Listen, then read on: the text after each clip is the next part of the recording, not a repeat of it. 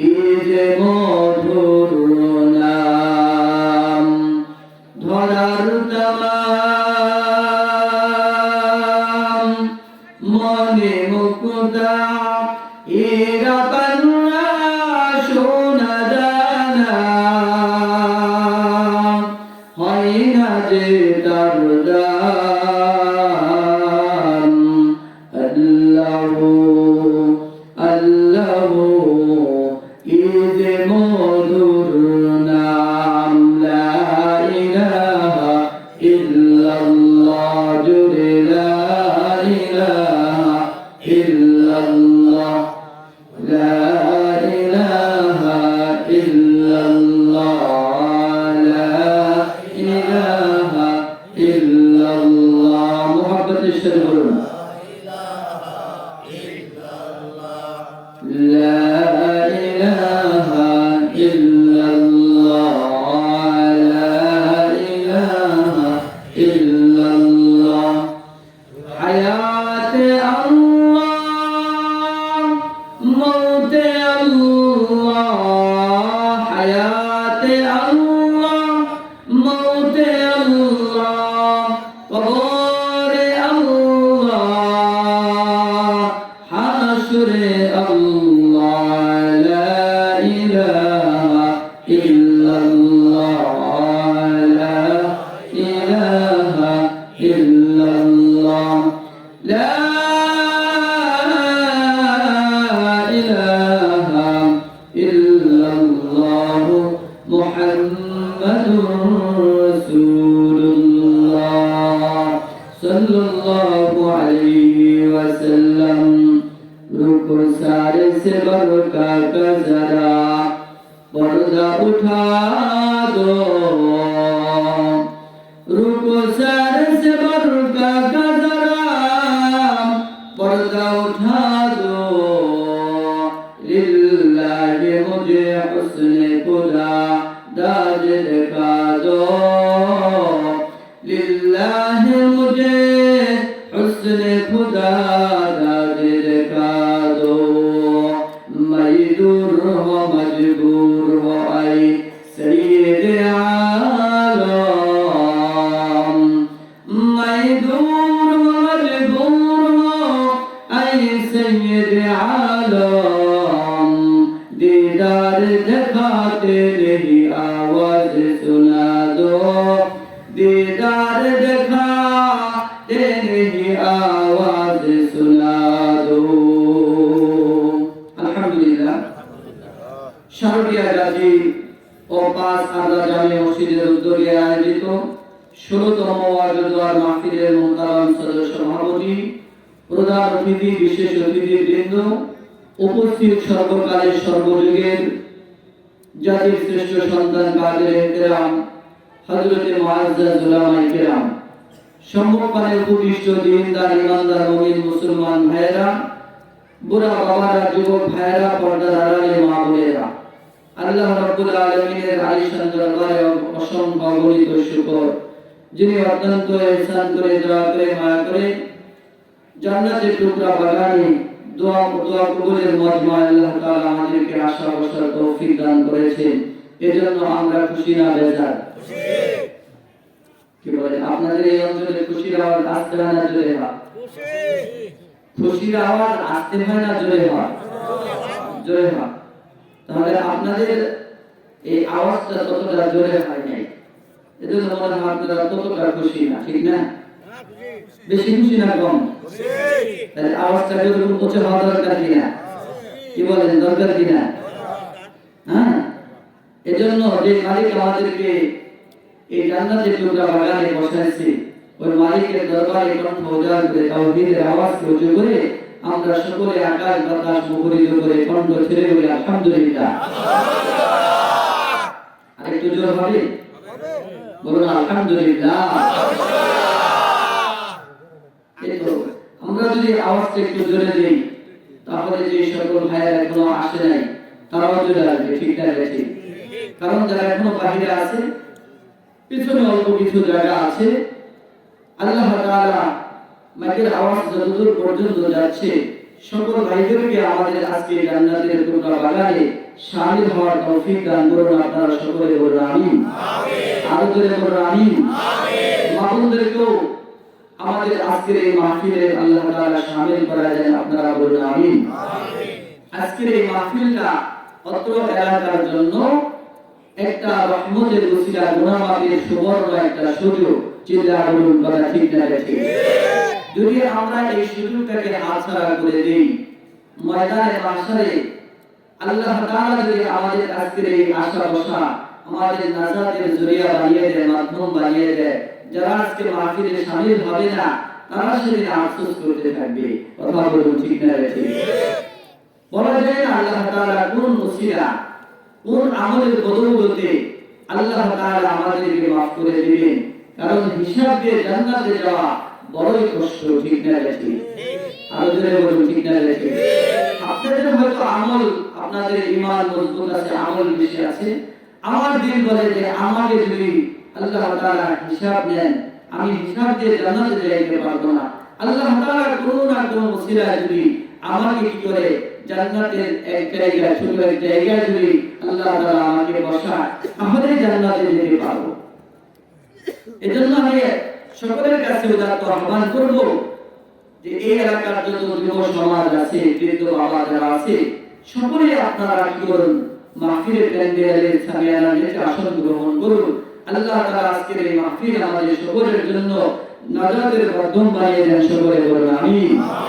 মুহতারাম হাজিরিন, আমরা এখানে আসতে পারি, আমাদেরকে একজন এনেছেন, তিনি কে? আল্লাহ। যদি বলেন তিনি কে? আল্লাহ। আল্লাহ অনেক বড়, ঠিক না? এজন্য সেই আল্লাহ তাআলার প্রশংসা করার দরকার আছে না নাই? আমরা আসতে পারি না, আল্লাহ তাআলা আমাদেরকে আনছেন। যাদেরকে আল্লাহ তাআলা ভালোবাসেন তাদেরকে আল্লাহ তাআলা নেক কাজ বেশি করান, ঠিক না ঠিক? এজন্য সব সময় মালিকের শুকর আদায় করার দরকার। যদি মালিকের শুকর আদায় করে, আল্লাহ তাআলা ওই বান্দার উপরে খুশি হয়ে তার নিয়ামতকে বাড়ায় দেয়। সুবহানাল্লাহ। আর যদি নিয়ামতের নাশকরি করে, আল্লাহ তাআলা সাবধান করছে যে আমার আযাব বড় কঠিন। নাউযুবিল্লাহ। কারণ আল্লাহ তাআলা আমাদের উপরে কত নিয়ামত বর্ষণ করতেছে, অনবরত হারদান। এজন্য আল্লাহ তাআলা বলেন, ওয়া ইন তাউদ্দু নি'মাতাল্লাহি লা তুহসুহা, ওয়া ইন তাউদ্দু নি'মাতাল্লাহি লা তুহসুহা। যদি আল্লাহর নিয়ামতকে তোমরা গণনা করতে থাকো, লা তুহসুহা, তোমরা এই নিয়ামতগুলোকে গণনা করে শেষ করতে পারবে না, ঠিক না ঠিক? আল্লাহ তাআলার হাজার নিয়ামত, আল্লাহ তাআলার কাছে বলি নাই আল্লাহ তুমি আমাদেরকে মুসলমান করে দুনিয়াতে পাঠাও। বিনা দরখাস্তে, বিনা অ্যাপ্লিকেশনে আল্লাহ তাআলা আমাকে আপনাকে ইনসান বানাইছে। শুধু তাই না, ইনসানের মধ্যে আবার আল্লাহ তাআলা মুসলমান বানায়। আল্লাহ তাআলা আমাদেরকে দুনিয়াতে পাঠাইছে একজন মুসলমানের কত দাম। যতদিন পর্যন্ত এই পৃথিবীতে একজন মুমিন থাকবে, একজন মুমিনের দেহের মধ্যে যদি এক বিন্দু রক্ত থাকে, ওই এক বিন্দু রক্ত দিয়ে যদি আল্লাহু আল্লাহু যদি বান্দা বলতে পারে, আল্লাহ তাআলা ওই এক বান্দার এক বিন্দু রক্তের বিনিময়ে আল্লাহ তাআলাকে আল্লাহ বলে ডাক দেয়। আল্লাহ তাআলা এরকম আদনা মুমিনের জন্য সাতক আসমান জমিনকে আল্লাহ তাআলা ধ্বংস করবেন না। চিল্লা বলুন আল্লাহু আকবার, আল্লাহু আকবার। আমার ভাইরা, বন্ধুরা, শুধু তাই না, আল্লাহ তাআলা এমন একজন পয়গম্বরের উম্মত করে দুনিয়াতে পাঠাইছেন, যে পয়গম্বর সারা জিন্দেগি উম্মতি উম্মতি বলে কাঁদছে। রাসূলের জিন্দেগি খুলে দেখে রাসূল একদিন তিনি কি করেন নাই, আরামের ঘুম পারেন নাই। একদিন তিনি কি করেন নাই, উম্মতের চিন্তা করা কাটে নাই। শুধু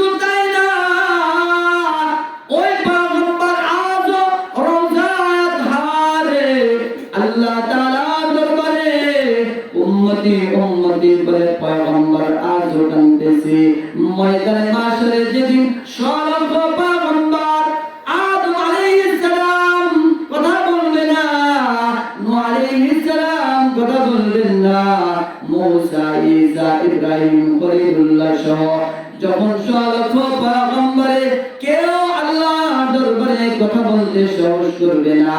কারণ হাসরের ময়দানে আল্লাহ তাআলা এমন একটা বিভীষিকাময় অবস্থা তৈরি করে দিবে যে একজন আরেকজনের কথা স্মরণ করবে না, চিন্তা করবে হায় হায় আমার অবস্থাটা না জানি কি হয়ে যায়। চিন্তা করুন, কথা ঠিক না ঠিক?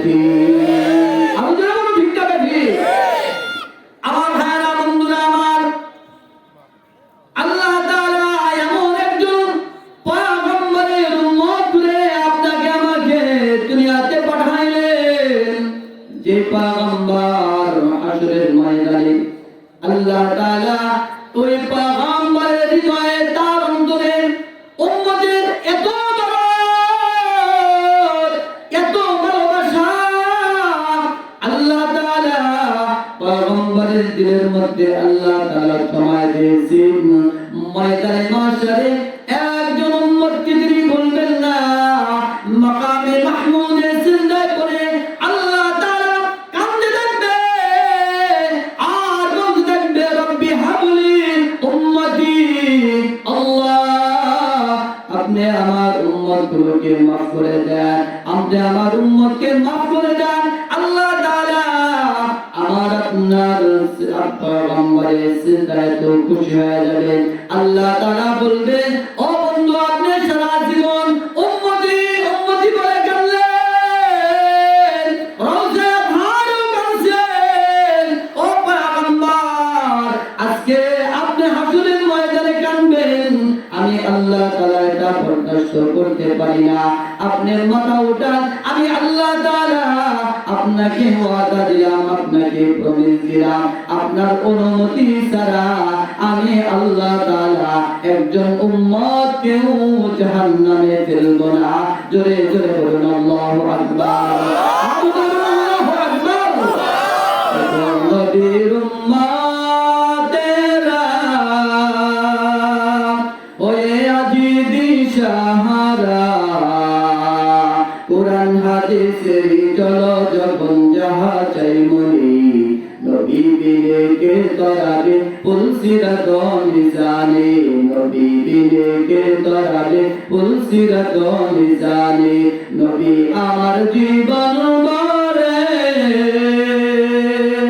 দিনের লাগি কষ্ট করে, নবী আমার জীবন ভরে দিনের লাগি কষ্ট করে, দান দান শহীদ করিলেন ওহুদের ময়দানে, নবী বিনে কে তরাবে পুলসিরাত মিজানে। ঠিক না বেঠি? খোদার জ্বালাই নবীজি মার বেঁধেছিলেন পেটে পাথর, খোদার জ্বালাই নবীজি মার বেঁধেছিলেন পেটে পাথর, কাতর হয়ে মাঝে মাঝে পড়ে যেতেন জমিনে, নবী বিনে কে তরাবে পুলসিরাত মিজানে, নবী বিনে কে তরাবে পুলসিরাত মিজানে। ঠিক না বেঠি? আরো জোরে বলুন ঠিক না বেঠি? এই বলে হুকুম লোকে আমার ভাইরা বন্ধুরা আমার, আল্লাহ তাআলার পয়গম্বর এজন্য উম্মতকে ময়দানে মাশরে জান্নাত দেওয়ার জন্য পাগল হয়ে যাবেন।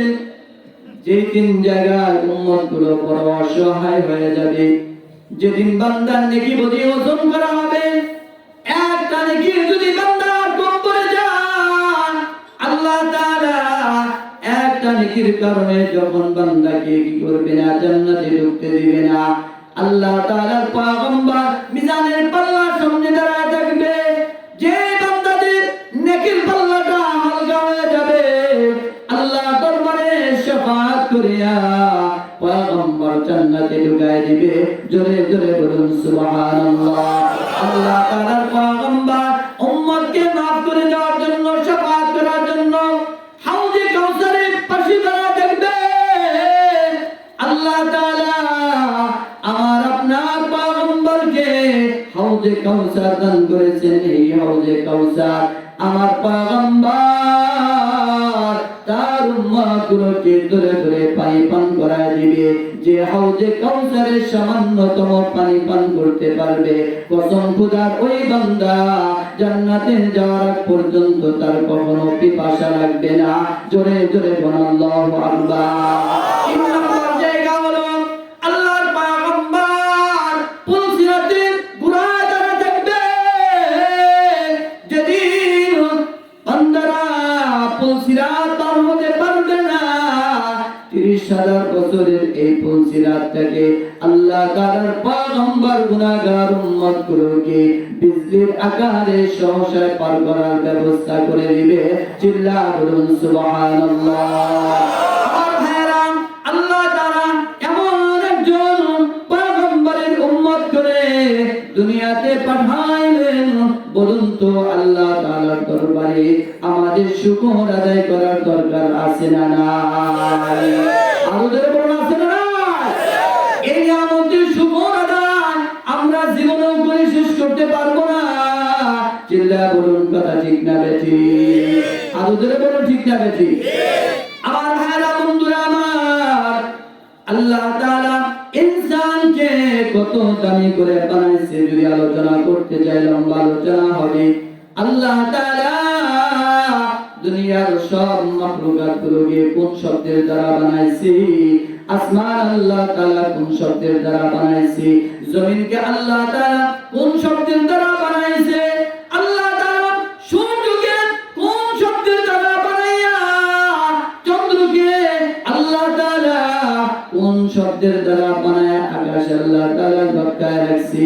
সমস্ত যত মাখলুকাত আছে সব মাখলুকাতকে আল্লাহ তাআলা কোন শব্দের দ্বারা বানাইছে?